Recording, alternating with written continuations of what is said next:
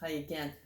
I wanted to clarify some information on the pelvis here before we get into the other piece of equipment that I want to show you. So here's my pelvis and the two sides of my pelvis, because I ordered, as you know, a disarticulated skeleton from online, and so I had to put them together with elastic bands, but they don't go that way. But you can imagine that there is ligaments and tendons that hold them together. So here is the front of the pelvis right there where my finger is, and that is your symphysis pubis, so your pubic bone. And then each side, in this particular model, trying to still hold it together, this is each side of my hip bone, my ilium. All right, so the other side is my ilium.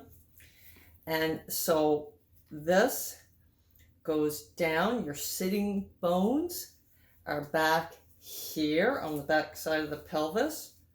So my butt bones, when I'm sitting down onto the floor or the mat or the ball or whatever.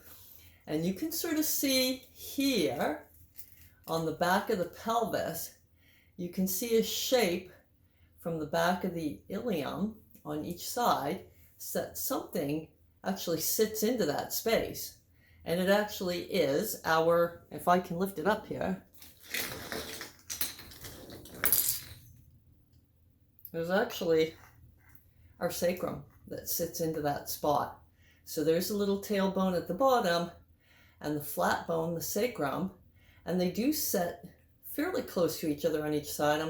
It's tough for me to hold it here together and show you, but it is held in place. So we have a joint, an SI joint, sacroiliac joint, that's held in place by multitude layers of fascia and connective tissue.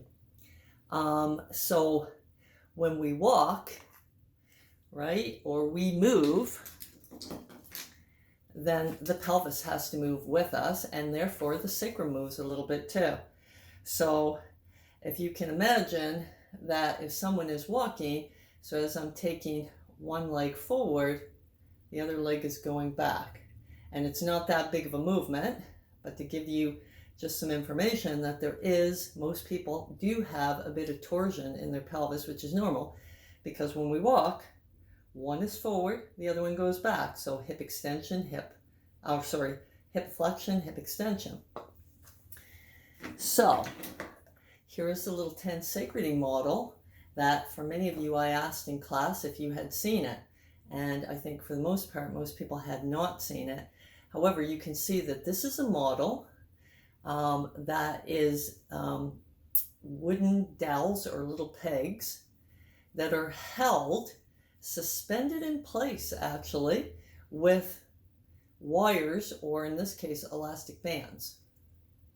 And if you can sort of get in your mind that this is your pelvis.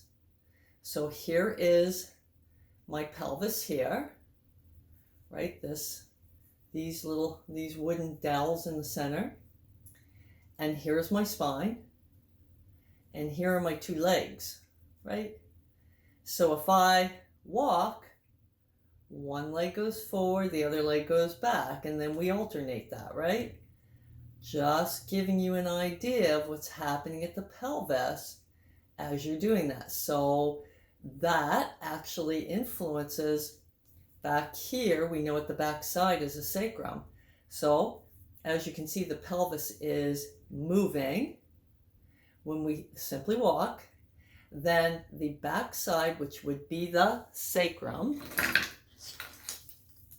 has to move within the pelvis. Now it doesn't move a lot, but there is a little bit of movement between the SI, or between the sacrum and the ilium, the SI joints.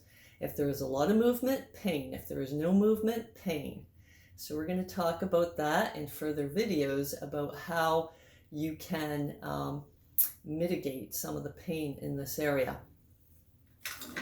Also, keep it in mind that if you have a hip hike, let's say one side is up, look and see what happens to the other side.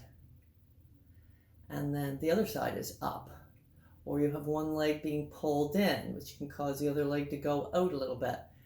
in any event, there is no such thing as good leg, bad leg. If they each play their role in what happens at the pelvis.